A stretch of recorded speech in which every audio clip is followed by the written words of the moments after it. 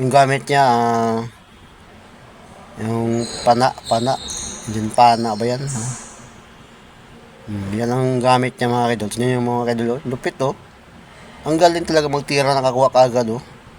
Sobrang laki naman yung mga tilapia mga kaidol. Ang lalaki masyado. Ang lupit niya kaidol. Parang shop shooter mga kaidol eh. Parang shop shooter yung tirada niya. Galing. Galing ng ano. Malupitang skill. Yan ang gamit niya. Indian target. Pana. Ayan naman mga kaidol. Tingnan nyo mga kaidol. Oh. Itirahin naman yung mga kaidol. Oh. Oh. Tamaan talaga mga kaidol. Lupit talaga niya. Kahit ako nga mga kaidol, parang hindi ko makatama dyan eh. Pero hindi ako shop shooter. Shop shooter sa isda. Lupit ng Nigeria na to. Yan lang ginagawa niya habang ano, siguro pang araw-araw niya yan para may makakain yung pamilya niya. Ang lupit talaga niya magpanaw mga kaidol. Lupit. Nakaka-amazing yung ginagawa niya mga kaidol. Oh. Nag-aantay siya mga kaidol kung may makikita siya ng isda tilapia.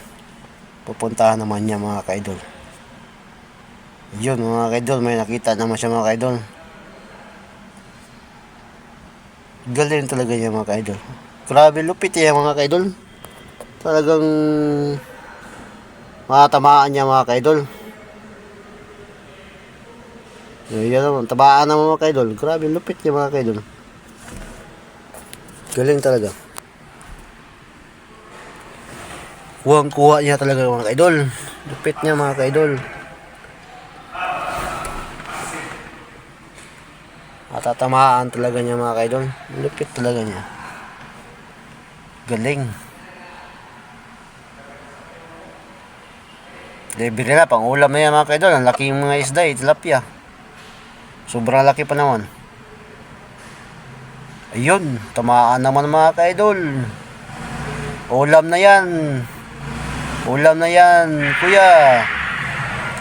Libre na yan ulam. Pwede lang gawing iskabitsi. Masarap yan ng tilapia. Eh sa amin nga, may pispan ako doon sa amin. Maliit lang.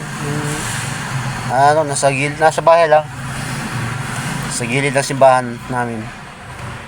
Yun, nandun. Naglagay ako doon ng ulit ng tilapia.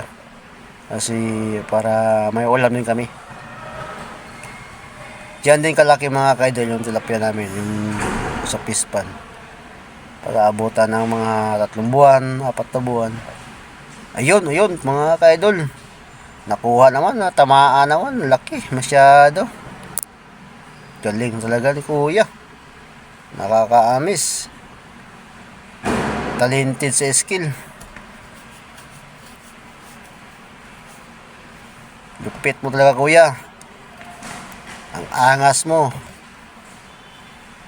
Yan na naman, nag-aantay na naman siya. Pag may makita siya, titirahin na naman niya mga kaidol. Ayaw na naman, kuha na naman, natabaan naman mga kaidol. Wow na wow. Shop shooter. O sa ano pa, firearm shop shooter. Hindi naman firearms yung ginagamit niya. Save lang din yan kasi titiran yan eh. Shop shooter. Shooter. Parang si Fernando Po Jr. Galing. Galing mo talaga idol. Salot mga kaidol sa galing mo.